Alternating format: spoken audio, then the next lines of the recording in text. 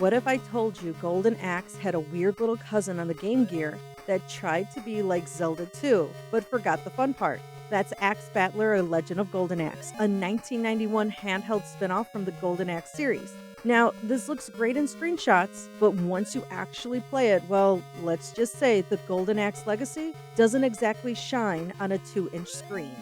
So here's the setup. The king asks our hero, Axe Battler, to defeat Death Adder and reclaim the legendary Golden Axe. It's simple, straightforward, classic Sega fantasy stuff. But here's where it gets strange. Unlike the arcade beat-em-ups the series is known for, this game mixes 3 modes of play: an overworld map where you wander around like a diet version of Dragon Quest, towns where you chat with villagers and pick up passwords, and side-scrolling battle scenes that pop up way too often.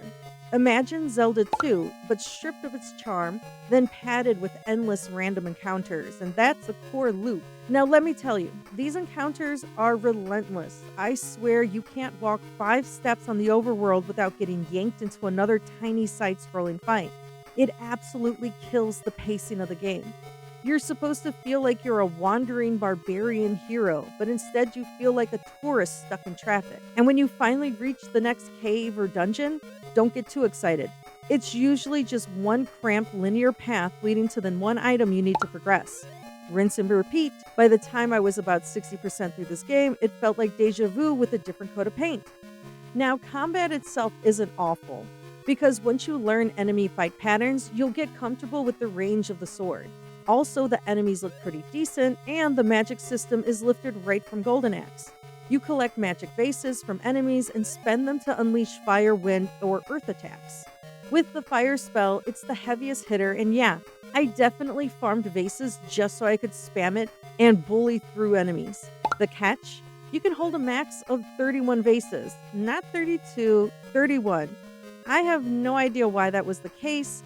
It could have been user error. Maybe I just collected an odd number of vases, but who knows? Maybe it's just Sega logic. The towns at least give you a breather.